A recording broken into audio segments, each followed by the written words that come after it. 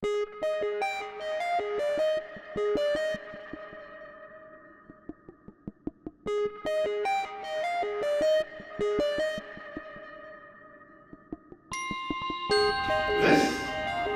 talk is about reliability and about how to write a clean code.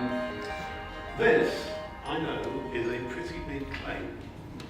And I know that most of you are thinking, no, we really won't be able to do that. I'm hoping that within 10 minutes, I'm going to be able to prove to you that these numbers are accurate and that I really can do what I say I can do. After I gave this talk last time, I was taken to task by one of the audience who said, actually, I dispute your figures. It's not one easy step, it's 3 easy steps. So apart from that, we really are going to do this. Now this started, my background is in high reliability, safety critical software. It's what I've been doing for an awful lot of time. But I found myself a couple of years ago at a company consulting who had a tremendous bug problem with their code base. And we were trying to understand what the problem was. This was, to give you an idea of the scale, it was about 2.5 million lines. This had been put together over several years. The development team had grown.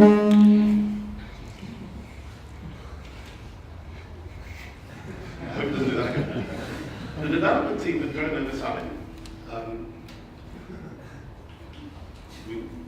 It's getting worse. That's better, thank you. Yeah, the development team had grown over time, and we had got to the point where we had 4,500 logged bugs, and we knew we were not going to be able to fix this. So one day we erased the bug list, because it was just no point keeping it all. And within 2 months, we were back at 4,500. So these were real bugs. And we had no idea where they were coming from, and we had no idea what to do about them. So rather than try and go and fix them, I said, why don't we try and understand where they're coming from? And so what we did, we went back through the code base, right back to the very beginning, and we were trying to understand what the causes of the bugs were. Now, later on, if we've got time, I'll tell you exactly what this methodology was, but this is what we found. When we understood the bugs, we found that about 90% of the defects in the code were caused by one anti-pattern, or this one. And I thought, hey, that's interesting. If we can track that anti-pattern at the point at which people are writing it, then we can stop these bugs from developing. So far, so good. But then we found something even more interesting. We analyzed it further, and we said, what happens if we divide these bugs into the kind of bugs which are introduced as a result of normal development, and then on the other hand, the kind of bugs that are introduced as a result of some other bug fix. You understand? We call these primary bugs and second level bugs, and this is what we found. To a first approximation, all of our second level bugs all follow this anti-pattern. Our entire technical debt came from one cause. So, if we can fix that anti-pattern, then we can stop most of these bugs. These by no means, but we can fix most of them. So, what is the anti-pattern? Well, I'm going to tell you in about 10 minutes. First, we're going to talk about, here's what we're going to do. We're going to talk about a problem that we do understand. Is there anybody in this room who doesn't believe in the evilness of goat? Good, you're in the right place. But we need to understand why. Now, this anti-pattern revolves around if. What's the problem with if? Now, what I'm going to do is I'm going to relate if to what goat is. Then we're going to introduce this concept of structured decisions. We talked about, there's this concept of structured code, which we used to eliminate goat 50 years ago. We can do the same thing using structured conditions, but we can't do it the way we did it with Goto. With Goto, we introduced language structures, but before the language structures, we had to introduce programming hygiene. We will introduce language structures for if I'm working on structured compilers for things like C# and Java at the moment. But in the short term, we've got to do programming hygiene, so I'm going to talk about that. So this story starts with Goto, and the Goto story starts with this chap. This is Edwin Eichler, or he was, he's dead. Does anybody not know who this guy is? He is a really top guy. He was a computer scientist before there even was such a thing as computer science. An awful lot of the things that we take for granted today, he invented. And The evenness of go-to is one of them. Back in 1969, he looked like this. And he made a discovery. He noticed that programs with lots of go-tos in them were buggy. And so he wrote a letter, called a case against the go-to statement, to the communications of the ACM. And the editor at the time was a chap called Breakout, who was the guy who invented Pascal and Oberon and modular and all those numbers. Viet said, great paper, lousy title, and the rest is history. Now, what did he say in this? Well, he explained not just that go-tos cause problems, he explained why they cause problems. I'm sorry, I'm going to have to explain a bit of this science because the next stage won't make sense without it. Basically, what he says is that when you write down a program, it means two different things, and it means them both at the same time. On the one hand, you've got this sort of static view of a program. It's as a map. You look at it, you can point to lines, you can hand it from one person to another. When you look at it on a screen, you come back to it the next day. You hope it's going to look pretty much the same. So there's a staticness about it. It's like reading a book. But that's not what it means. What it means is something very dynamic, very moving. What the program is doing is actually orchestrating a dance inside the computer. It's absolutely about the dynamism. Trouble is, people naturally are not very good at understanding that movement. People are great at understanding maps, they're great at understanding staticness, but they're not good at understanding dynamism. In fact, people, especially in modern animals, are really bad at understanding this. But this is what the program actually means. That is what we care about in our program, because what we're trying to do is to create a functioning program. So what we have in our visual depiction of a program is this set of static locations. We can point here, we talk about this line here, we talk about this statement here. All of our language is geographical and spatial. And yet, what it means is an instant in time. It means this thing happens at a certain time relative to all the other events. Okay? Now, what Dijkstra said is that we need to resolve these two separate views, these two separate meanings. We need to come up with a concept which represents a single thing, a single concept, which represents both the physical position, the spatial location, and the temporal location at the same time. And if we can do that, then what we've got is a very strong element. We can understand something that we don't understand in terms of something that we do understand. And his description of that, his word for that was an execution coordinate. Are you comfortable with this so far? Okay. Now, let's explain what an execution coordinate is. What we have here is a really simple program. I struggled to find a sufficiently trivial program to write.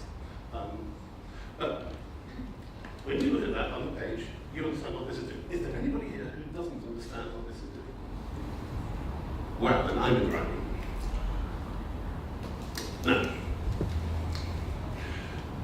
when we run that program, what's going to happen is we're going to land on each statement in turn, and we're going to execute it, and then we're going to move on to the next one. So, we can represent the execution of this both in space and in time, like this. So what we have here is we have this sense of static location, the line number, the position where it is, but we also have this sense of the instant when it happened. So this thing here, whatever this is Dijkstra's execution coordinates. This describes where you are in the program and when you are in the program, both at the same time. So far, so good. Now, right now, for this program, we can use the line number to represent both. Line 14 says where it is here, but it also says when it is. Now, let's run this program again. What we're doing now is we're keeping a track of that line number. This is something which your debuggers already do. You can step through your program, this is nothing special. I know that this is nothing special, but remember, this guy invented it. So we've reached this point, and we're now at line 13. So what happens now is we're now going to step deeper into the code. This is a function call. So we're going to step deeper into the code. So This is the second thing about an execution coordinate, that it's a tuple, it's a step. What we have here is a visualization of the stack of function calls. So at each point we're saying where we are, one inside another. And again, this is nothing special, this is exactly what the debuggers do now. And again, the guy invented it. When we start unwinding that, we unwind the stack in exactly the same way and then continue the execution. So again, what we've got here in this execution coordinate is we're saying where we are in the program, and how we got there, and when we are in the program. Here we've got another program, again, very, very simple, but this time we've introduced a loop. And this is something which is slightly different from what we do now. Dijkstra said that when you introduce a loop is actually a function call. But there's something special about the function call. So he regarded this lot as being one single atomic event, in the way that this is one atomic event. And as you descend into it, then you're creating a stack to descend into it. But more to the point, the loop is more than just a function call because we're counting the number of times we get through the loop. Now again, this is not something which the debuggers do now, and it's a shame.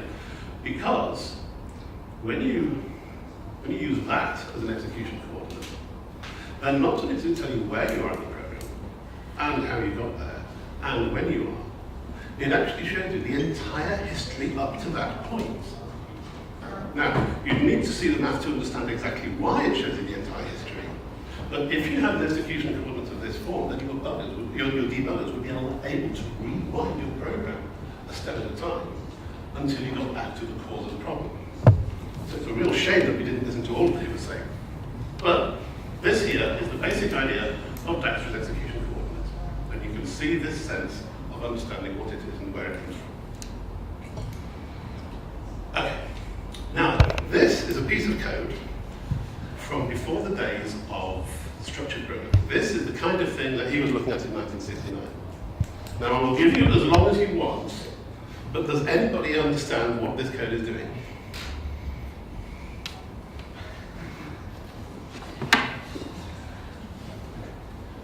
Me neither. But this is what spaghetti code used to look like. 30 years ago, this is what we did. This is what we debugged. And, seriously, this was what we ran the world on. So let's try the same thing. Let's try animating this in the same way that we animated the previous code. Now, we have no function calls, because this is not calling functions. In the old days, you used to be able to dive into the middle of a function, sort of go into the middle of a function, and then return out of it.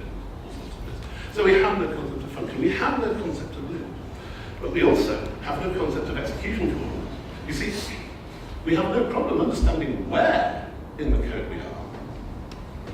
At each point we can say what line we're on. You saw that cursor moving up and down. But what we haven't got is this temporal sense. When we talk about line 14, that is 14, it could be any one of those instances in time, and actually quite a lot more that maybe is going to follow it and maybe not. We don't know what its history is. I mean, we could have gone back to this point, we could have gone back to this point or that point, or pretty much anywhere. So what we have here is, although we can talk about a line number, it's not an execution coordinate, it's only a line number, it's only a spatial coordinate, it's not a temporal coordinate. Now, Dijkstra's view of structured code, structured programming, was this. If there is such a thing as an execution coordinate, then it is structured. And if there is not, then it's buggy. Let's finish this.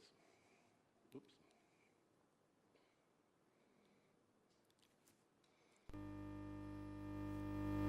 So here's the takeaways from the execution coordinate. First of all, it's a tuple. It's a series of numbers, one after another. Each number might be indexed, and the index indicates a loop. The sequence represents function. It shows us the location in code, it shows us a moment in the execution time, and it shows us the entire history leading up to that moment. And if it's not structured, then it doesn't show us those two. It only shows us where we are. Now, remember what the definition of structured code is. It's something in which there is an execution coordinate. So, goto is not the bad guy here. The misuse of a goto is the bad guy. We use go-tos or synonyms of go-tos all the time. We return from the middle of functions. That's a go-to. We break and continue out of loops. Those are go-tos. Those are precisely go-tos. But they're structured go-tos. They're limited go-tos. When your code compiles, those of you who still use native code, then there are those structures like this in the assembly. The assembly is done entirely in go-tos, and in jumps and in branches. But they don't violate the structure because the execution coordinate still exists, because you can still use that same execution coordinate to represent all three things at once. Okay? Any questions at that point? Okay, good. Now, let's take a bit of modern code. Anybody not know what this is doing? Again, I'm trying to keep it really simple.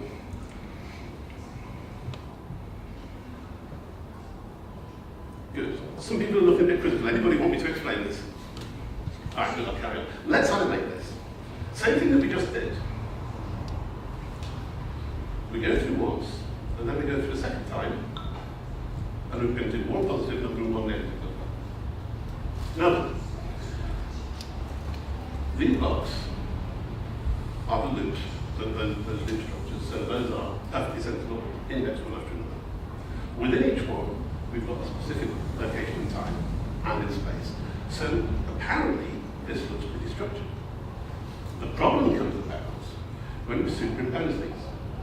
Because although, when we say line 17 corresponds to this moment in time and to no other, if we ask about the moment in time corresponding to line 17, actually, it's ambiguous.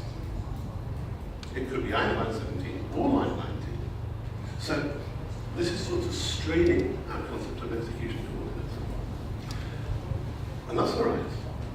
Because when we talk about 17, when we talk about line 17, then it is specifically that 17 means that. It doesn't mean 17 or 19.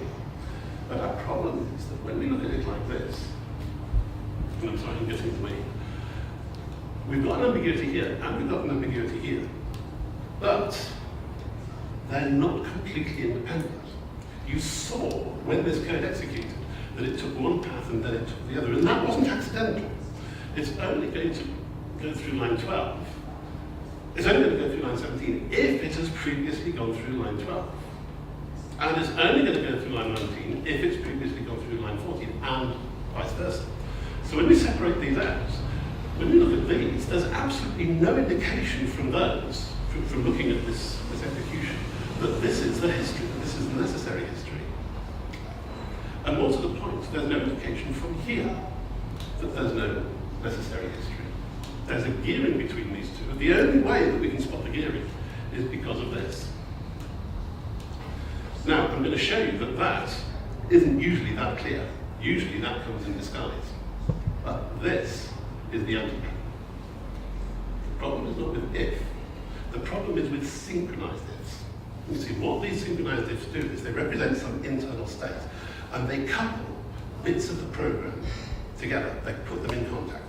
So what a go-to did, normally when you're reading code, it goes like that from the top to the bottom.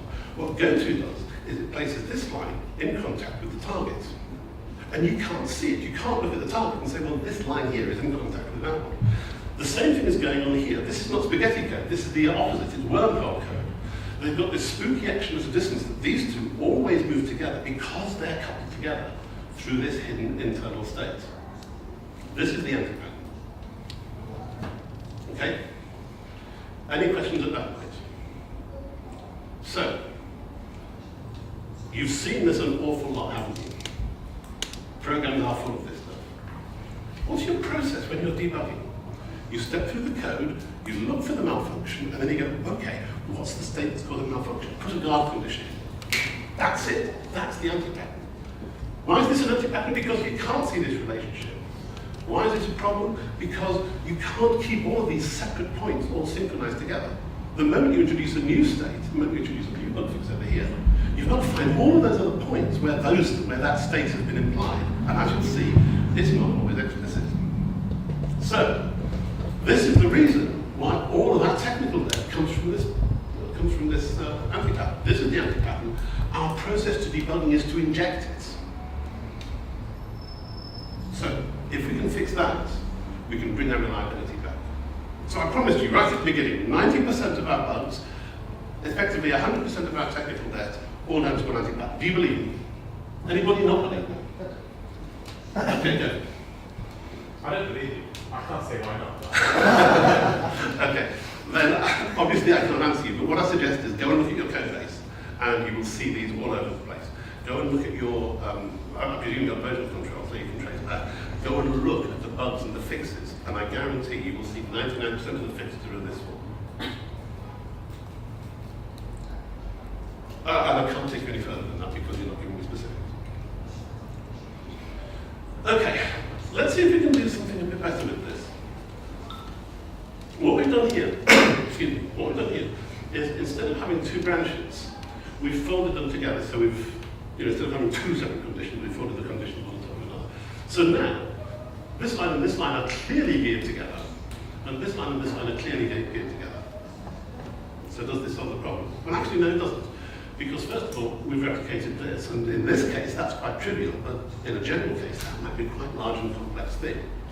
But the second thing is that this is presupposing that these two branches are in the same function. They might not be. They might not even be in the same object. They might not even be on the same machine. So, a good example of how it would come out different is this. Imagine you've got a program, or you've got a system, in which you want optionally to produce a logging output. So somewhere in a configuration file, you have a flag that says, I want logging output. And at some point in the execution of the program, you will say, okay, flag says I want logging output, so I'm going to create a logging stream. So far, so good. And then at some other point in the program, you're going to say, okay, now I want to start producing some logging output. Here's a message. So do we produce that message based on the existence of the stream, or based on the existence of the flag? Okay, now, some later point in the program, we're going to say, all right, now we've got some messages, so now we want to flush this because we want to flush it to the debugger, or we want to flush it to the stream, whatever it is. So do we flush based on the existence of a message, or based on the existence of the stream, or based on the flag? What is it? Now the point is that there is actually one underlying state, and that state is, I want a logging output. But we can't get at that state directly. What we've got to use is find sentinels, find things which stand in for that state and test against those.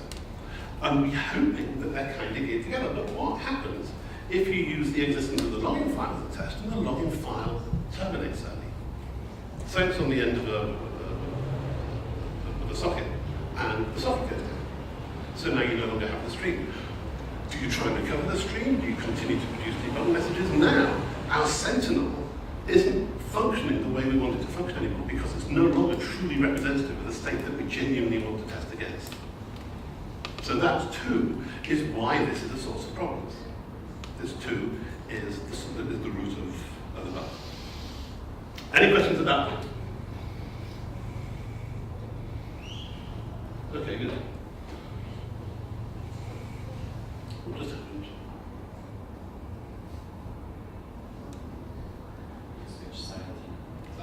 That's because nobody noticed that bug, did they? That's the proof. Go back. That's the correct version. How long has that slide been up for? So I rest my case.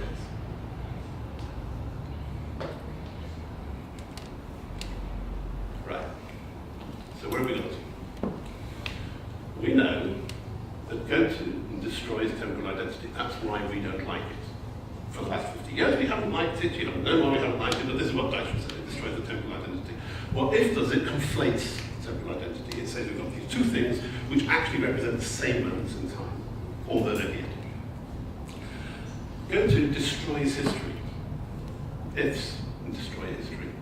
You look at a point, you know where you are and when you are, but you don't necessarily know how you got there. You should. Goto produces spaghetti. Ifs produce wormholes. Wormholes is just like spaghetti, except it's inverse. But it has the same effect. It places distant parts of the program in contact with each other. It gears them together. Now, the fix for this was that we would imply gotos from code structure. We would introduce loop, we'd introduce while, we'd introduce function call, we'd introduce returns, all of those sorts of things that would stand in as synonyms for go-to. We've introduced those. And we've been using those for 50 years, and we're completely happy with those. What we now need to do is to create a form of code structure which implies conditions, which implies decisions. In fact, jumping ahead a bit, I'm going to tell you that the problem comes about because what we've got is the decision that we're taking and the consequence of the decision in the same place. So we have to say, if something, then here are the consequences. That if the consequences are down there, we have to repeat the condition. Now, if we can take the condition out and put it over here, and the consequences gear to that, then we're not even looking for that in the same location. We can see straight away that they're geared together. So that's where we are. We're going to imply a decision, we're going to imply our ends, we're going to imply our consequences from the shape of the code itself. Exactly as we did with go-tos in the 50s, in the 60s. Now, not all go-tos are evil, we've seen that. Not all ifs are evil. And you're going to see examples of where I'm actually going to defend the use of it. It's the anti-pattern, it's the synchronized ifs, which causes the problem. Now, here is something really inflammatory. We have known for 50 years that go-to is a bad guy. But go-to doesn't destroy the execution formula. Go-to does one of two things.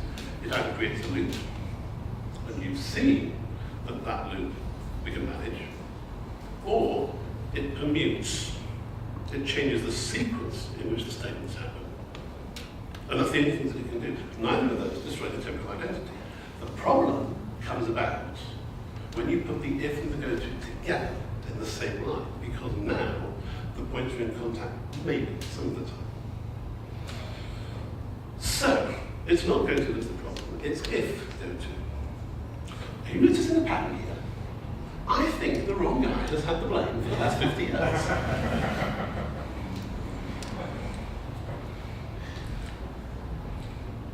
Okay. What are we going to do about this? We need a new notion of if structure. Okay? We need not to just do our ifs randomly and unstructuredly. We need to do it more structurally and more disciplined. This is exactly what Dijkstra was saying in the 1960s. At the time, he didn't have languages, but they were developing languages in order to do it. This is what I was saying before. Conditions need to be concentrated. You can't have them scattered through the program. They want to be concentrated. They're such big things. They're such dangerous things.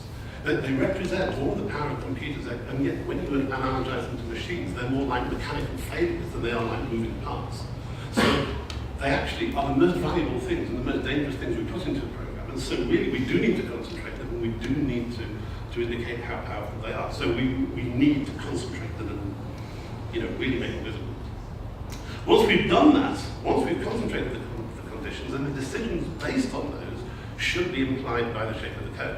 Now, Dijkstra can do that because the kind of tools that we have today, the kind of linguistic tools and the kind of intellectual tools that we have now, he didn't have, but we do, and we can address that. We need new mechanisms for if. Now, back in the 60s, they said we can replace go-to with three things, and they were the function call, while loop, which implied for, and the early exit out of a function call. I think, and I can prove, although I'm not going to attempt to do it today, that we can replace it with only three structures. And these are what I'm going to explain now. This is the programming hygiene which you need to get rid of those 90% of bugs. We need assertions, which are basically what you already know but with knobs on. We need something called value polymorphism, which is a thing which is pinched out of Haskell, which I'll explain. And then we need some downcasting, which you may have seen in other languages, but it's not that popular, but I think is absolutely crucial. And that's the one thing that we need in modern languages that we don't have. So that's what we're going to look at first. We're going to look at those three things, those three mechanisms. Any questions at this point? Okay, good.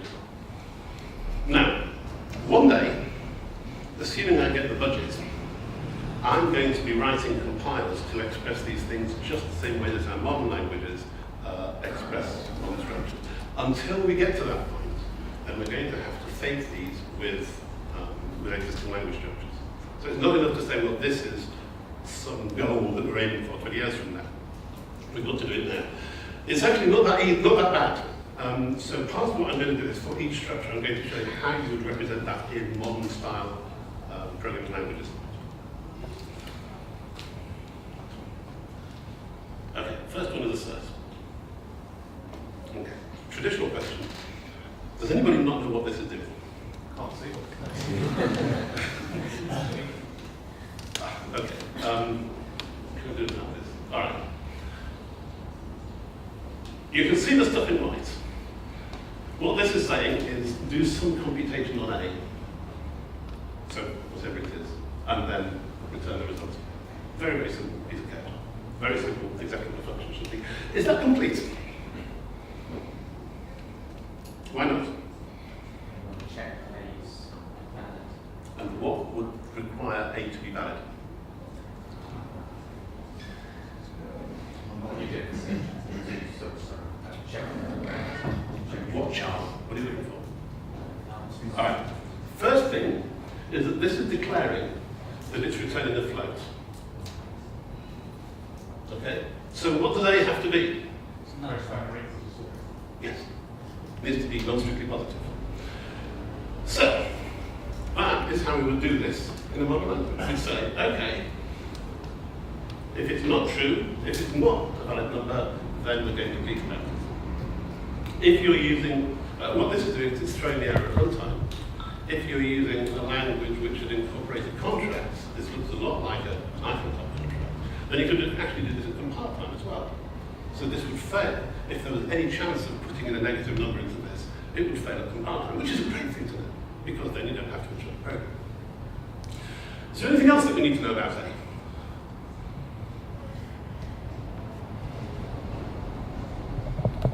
Well, one thing that we need to know about it is that it's a number. I mean, there's no point even testing for its positiveness or negativeness unless we know that it's a number, right? So at this point, this is a much easier test to make at the compiler. So we can find out whether it's numeric, and we can then throw an error. Now this error is different to this one because this is specifically saying we want a compile time error. You can tell at compile time if you're passing in something which is not a numeric type. So we're saying if we can do that, then let's throw the error at compile time. Happy with that? So similarly, we can do that there. If we can tell that there's a negative number going in, if we can show from boundary analysis that there's a negative number going in, we don't need to wait until runtime. So this is the sort of enhanced concept of assert. We create the condition, we say this is what we want to, this is what we expect to be the truth. And then, if it fails, then we're going to do something about it. And what we do something about it is one of these things here. So we either return a null value, which I'm going to explain a bit more in a moment.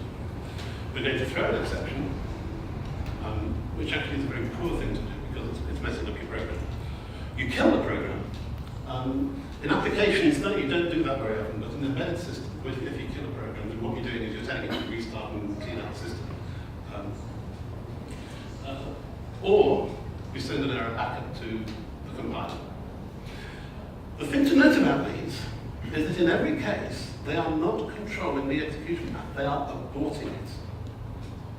There is no chance of this being a synchronized condition because there's nothing to synchronize with. We are stopping whatever it is we're doing and getting out. So this is entirely immune from that anti-pattern. Happy with that? So, in practice, you do it exactly as it looks like. You would create conditions just like that.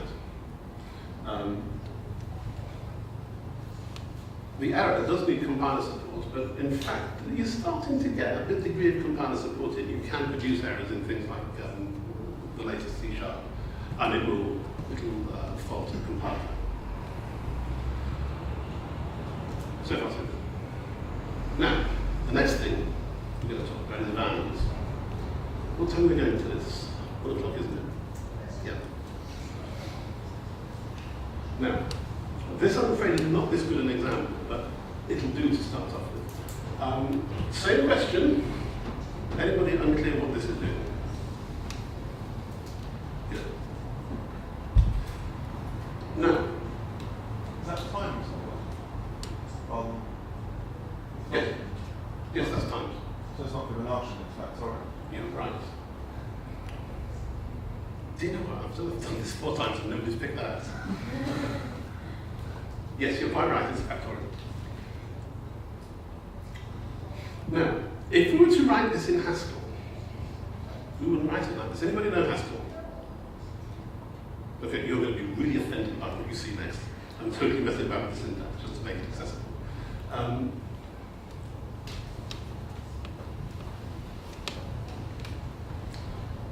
What we've got here is an example of type of polymorphism. This is something which you already do now. Okay, you can say if it's a number, then we do something. If it's a string, then we can do something else. This is perfectly routine. Haskell, and there are other languages like it, which go one step further. You can actually switch not just on the type, but you can switch on values. So this is what that would look like in a bastardized version of Haskell. So you say, here's a bunch of literals, here's a bunch of types, and you can keep on giving these conditions larger and larger spaces. The point is that what this does is it compresses the function in, it compresses the condition into the function prototype itself. Here, we've sort of got, we don't need to keep testing in here whether it's integer, whether it's numbery or stringy, because we've already tested it similarly down here. If it's some other type, then neither of these are going to get called. And in fact, the compiler will pick that out. We've got a similar thing going on here based on the values themselves. This turns out to be quite a powerful thing because what you find is that when you're, that anti-pattern measure, the kind of thing that you're testing, you tend to be testing either against literal values or against some other value. So if we could do this, if we could put those things into the function prototype itself, particularly for these recursive functions, then you're going to be able to fix the problems that we saw right at the beginning. So it looks small, but actually it's quite significant. Now, how do you do that in practice? Sorry, I'm going to go back. Oh, come on. Stupid thing. That's it. In practice, there's not much you can do. In practice, if you translate that into more conventional languages, this is what it looks like. But the rule that you follow is that all of your conditions go at the top level. So the moment you open the function, the very first thing you do is basically a switch. And at that point, no more.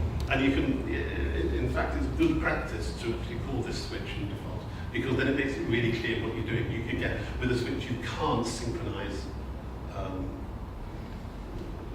the conditions because it only happens the once. And again, you only have one. It's very, very clear if you start embedding switches one inside another. So this is largely how you implement that, but you just need to bear in mind this very first thing you do is the switch. Okay, now let's move on from these values a bit further. This is the function that you saw before, or this is the framing that you saw before.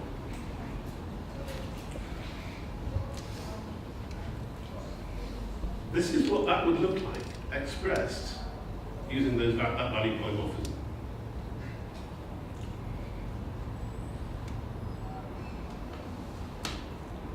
Does that make sense? What we've done here is we've concentrated the condition in the prototype itself. This is the general case. And we've put all of the consequences underneath that. So again, we've concentrated it, we've done the concentration that we wanted to do right, that I said that I wanted to do right at the beginning. Oops. What this means is that it's very easy to add cases. Now this is the thing which causes the problem in real code. Trying to add a case like that into this, and then adding more, and then adding more. There are certainly places where you've got to maintain the condition. It's very hard to find one, but this concentrated in one place. Very quick question. You said that B might be a different function, it might be a different class, even on a different machine. Yeah. Yeah, that depends on the B. So how does that factor into this format function? I'll be able to answer that more in a moment. We'll see the next step. But the basic thing is that if you're trying to put these on different machines, then they become services.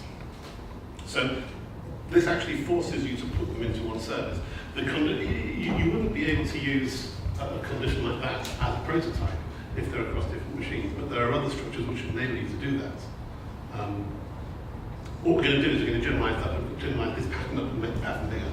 So hold on, and I will answer it. But it's basically the same pattern but bigger. Okay, can I answer any more questions here? Okay.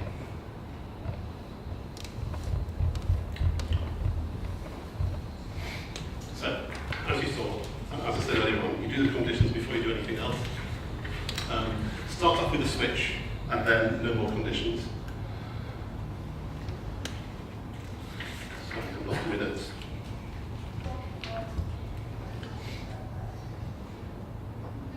Okay, this is one pattern, this is one possibility of doing it. You actually create specialist classes.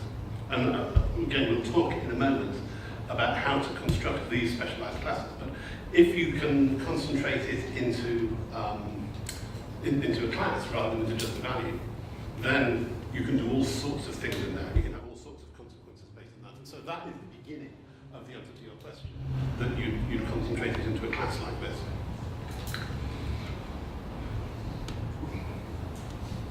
Use the proper language, use the proper tools.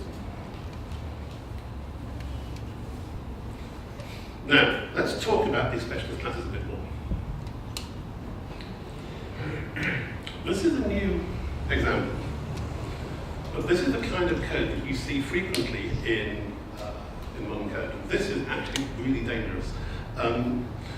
What's going on here is that we have this field here, which has been initialized, because we have to initialize things, to a null value. If we don't initialize it to a null value, I think pretty much every language in existence will do it for us. But here's the problem. This doesn't actually say anything about C. What we've now got, looking at C, is a thing which could be something, or it could be nothing at all. So it means that every time we want to refer to it, we've got to test. I mean, we can, if we really could imply whether it has something or not. But things like C# will complain if you don't have a test like that, because it'll say, well, it might be null and you can't tell. And it's right, it might be null and you can't tell. And it seems to me that this is, it's an indefensible state of affairs, because we have declared that C is of some class. We've given that class an interface. What we're saying is we actually want that thing to follow that interface, and yet, right here, it doesn't. Now, if we wrote that, it would mean that. And either you'd have to provide a conversion in the class, or it would be done implicitly, but it would certainly mean there's a conversion, because a little class is not an integer. But when we write that, it means that. And I think, to make any sense at all, it should mean that. And I searched, and I could not find anybody who is prepared to defend this interpretation. There's just, the internet is silent on it. And in the last talk, I said I can't understand why anybody thought that this was a good idea. And somebody wrote to me and told me, actually, we know where it came from. It came from Tony Hall when he was designing Aldol. And he didn't want to do it.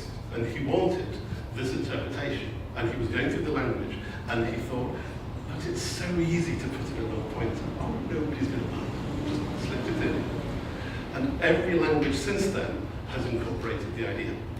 He calls it his $1 billion mistake. He thinks that it's responsible for more bugs than any other single cause in the world, and he really regrets it. So nobody ever thought that was a good idea. So, and I don't too. Now, what's the difference between a null object and a null pointer? A null pointer trivial version of the class interface.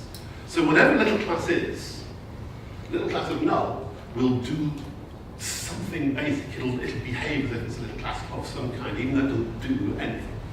But the null pointer has no interface at all. The null object, you can just use it because it's exposing an interface. Whatever special casing should be done by the object, not by the client of the object. But when you use a null pointer, there is no behavior behind the pointer, so the client has to do everything, every single time it's using it. And who can do that? Okay, the null object, every single use can be checked at compile time because you're testing against the interface. If it's null object, if it's a null pointer, then none of them can. You have to check every one at runtime.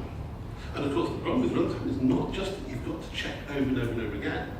It's that if you find an error, the only thing you can do is interrupt the program in some way.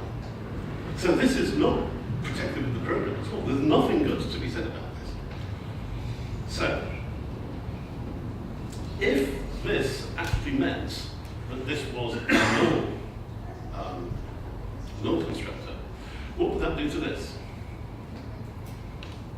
So, we've changed the meaning of that. Takes all that shit out. Just like that. And this is now more protected.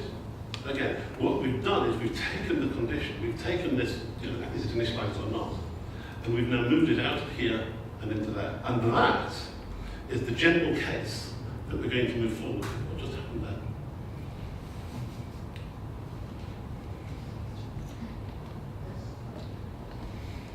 Okay, now, this is the important point.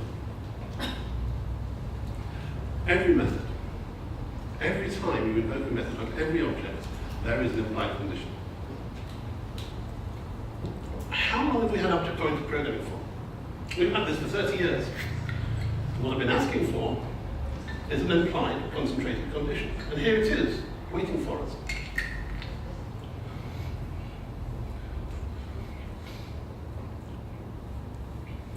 So let's take a look at this same model again. Now, rather than regard this class as being a thing in itself, what we're going to do is we're going to create a bunch of subclasses. Now, when we said before that C was an example, an instance of a little class, what we were saying was that whatever C is, it's prepared to honor that interface. We could just as easily have said that have used little class as an interface. But actually, I'm going further, so I'm saying that little class is a real class. Any one of those would fulfill that contract.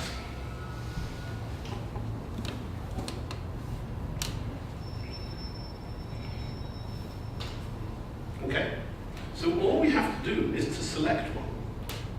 And all of the conditions, all of the consequences of the decision of that condition are concentrated in here. So again, here is the condition, here is the consequences. So we can see the condition, we can see the consequences, but at the client side, it's all implied for us.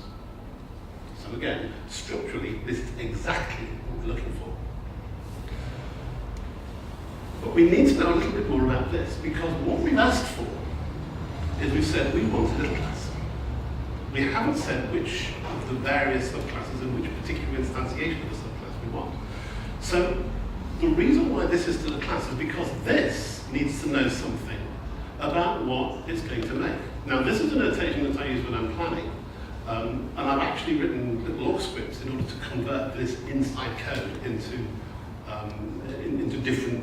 the actual calls. But what I'm saying here is that if we call a constructor with no parameters, then what we're going to do is we're going to make a null object, which is here. And if we call it with an integer, we're going to make an integer object, and if we call it with anything else, then we're going to make a general object. So what we've got here is we've got a declaration of the interface, and we've got a base class, and we've got a factory, all in one.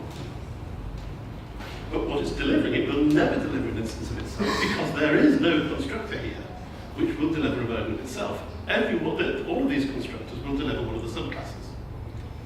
So here is the condition. Here is the thing which identifies and which specifies the state, this hidden state, the state which before we couldn't reach. It's here, and it's right up in front and center where you can see it. And it's telling us precisely what the consequences of this decision is. It's here. And so it shows you where to go and look for it. Now this is a very powerful structure. When you do this comprehensively, then, okay, it's a bit hard to read when you first see it because it's a fairly unfamiliar pattern, but once you've seen it a few times, then it becomes second nature, and you actually get upset by the conditions in the code because you say, well, I've lost track of the conditions. Any questions at this point? Is that expressive of the modern language like C# or less of Well, what I do is I create a factory in here. It's on the next slide, I think, if I remember it properly. But what you do is you create a factory method which will produce these subclasses in return. And as I said earlier on, what you can do is you can write little translators which will translate these on the fly. And in fact, if I was to say new little class in C#, then I actually need to translate the new little class into that factory call. And so that also is one of the things that the script does. You happy with that for now? Okay. Any more questions?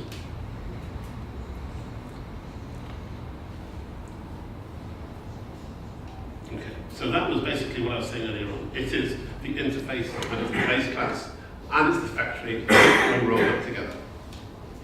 I am often asked at this point why I don't have a separate factory class. Well, the answer is because I actually want to put all of these things in one place.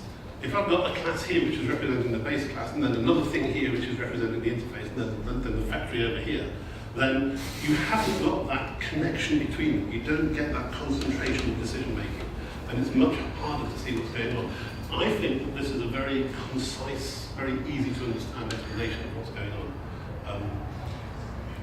And this is why I can't, this is why I have to translate it directly.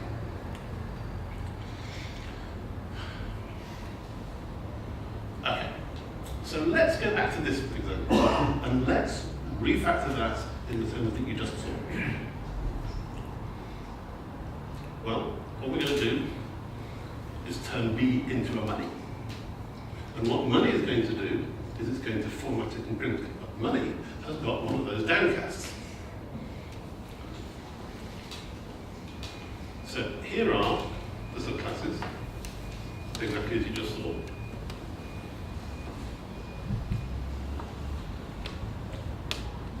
Oops.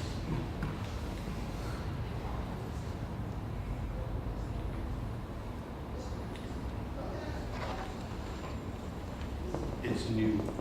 I keep on pressing the wrong buttons on it. Okay, so here are the basic downcasts. Here is the factory.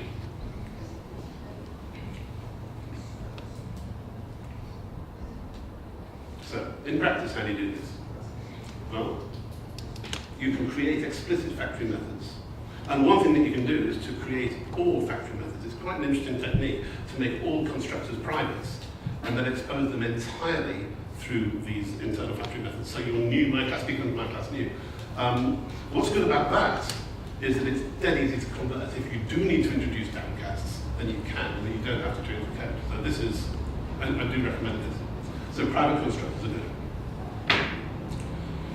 We can expose them directly. In extremis, particularly if you're patching legacy code, then this is possibly the way to do it. But what it's doing is it's taking the decision out of where it should be, and it's putting it in the flow. So you're losing some of the consistency, but what you are at least doing is placing the consequences separate from the decision itself. And you get a degree of concentration. So this is not ideal, but you can do this in extremis. Or you can pre-compile. So you can build something like that directly into the code as part of a pre-processing stage. Any questions about that? Yeah? We tend to leave most of our object construction up to an IOC container. I'm sorry, say again? We leave our object construction up to an IOC container, the I container. Right. Have you tried to work any of this into any of the standard DI containers which were out there?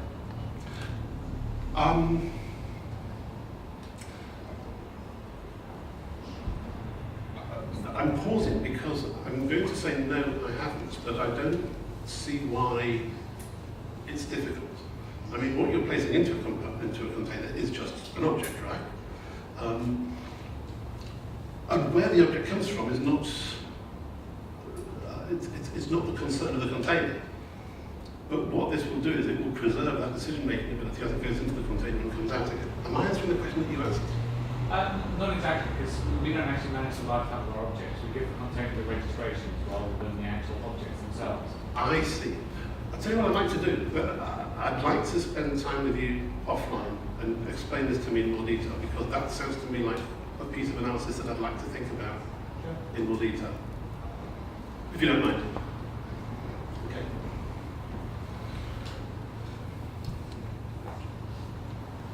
All right. I'm aware of time. I didn't expect to. All right. We know that go-to is harmful. We have always known that go-to is harmful. Actually, it was always if that was causing the problem. We know that go-to creates spaghetti code, and spaghetti code is unreliable. We now know that if produces wormhole code, which is unreliable, for the same reason.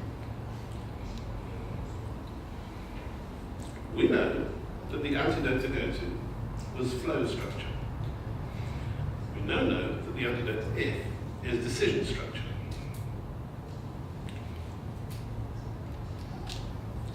Structured languages replace the go-to with for, while, throw, those sorts of structures. Decision structured languages replace if with those three things that I've just shown you.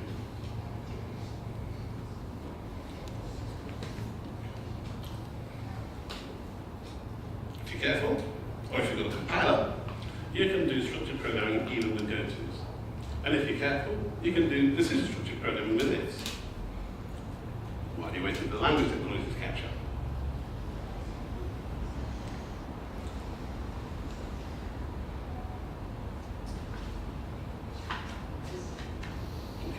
Now, you don't need me to read all of this, because you've heard me make the case. You understand what I'm describing.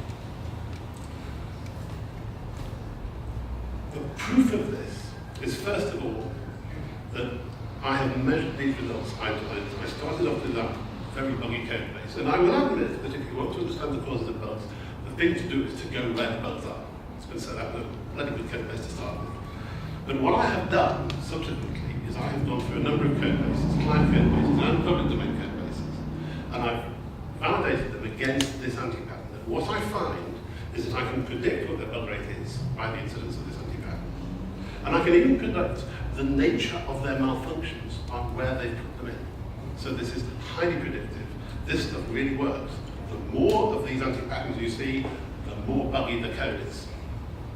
And the more times you inject the anti-pattern as you're fixing the bugs, the more bugs you create. You've heard, I mean, Brooks said this, in the 70s, that the bug rate of code is pretty much constant, no matter how many you fix.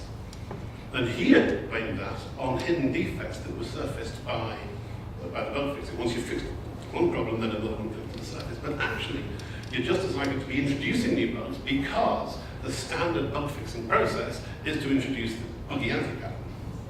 So, this stuff works, it is predictive. And shortly after I found this, I thought, all right, let's test this, let's just see if we can do this.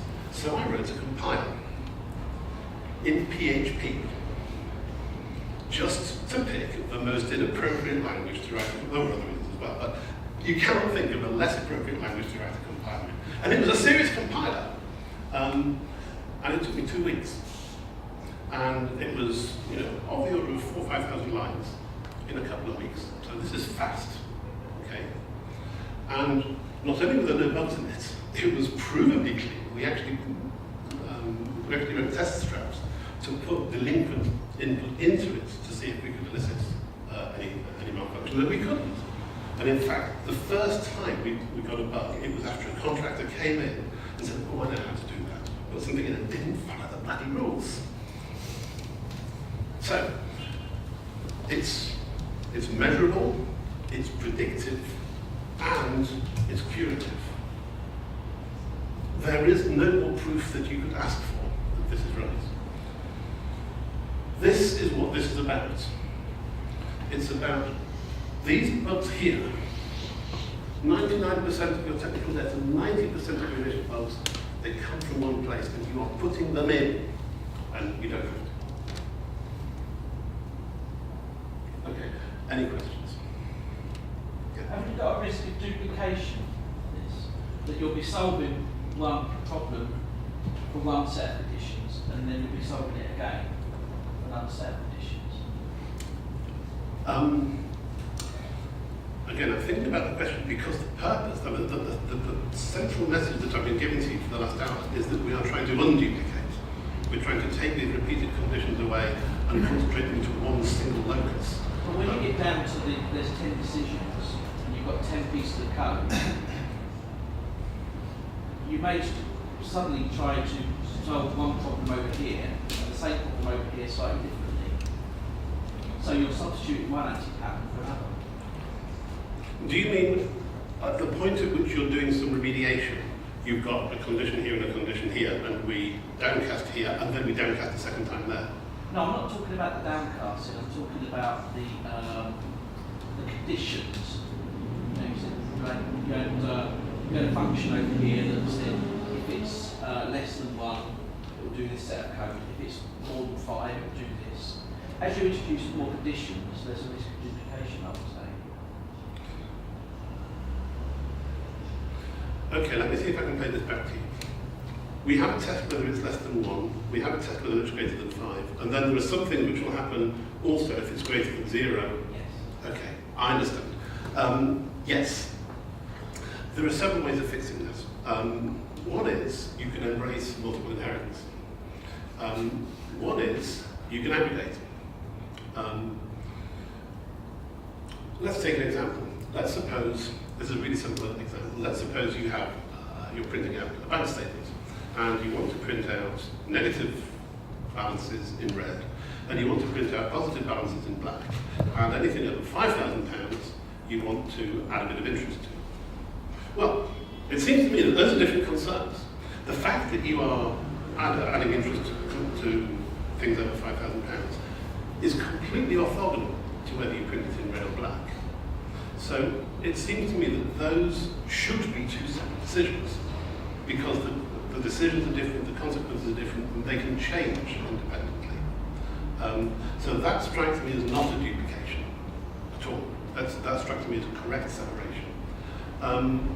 If you really did want to have a single money class which represented all of those things, then of course you can subclass again. You can say, all right, well, at this point I'm going to have a principal money, or at this point I'm going to have an interest-bearing money. So again, you would be separating out the conditions. Finally, if you really did want to put them together, then you can, I mean, in a language which has multiple inheritance or mixes, then you can mix in whatever functions that you want. So I can say, all right, well, this is some money. Now, this is the negative bit of money, so stick that in. And then this is the interest-bearing bit of money, so stick that in. If you really did want to conflate them.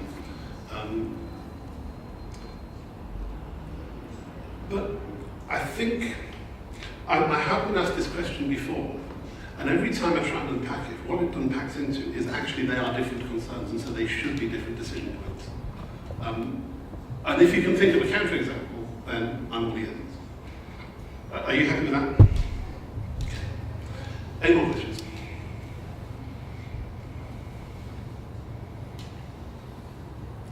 Okay, well in that case, guys, I've run out of material. I must have been talking really fast.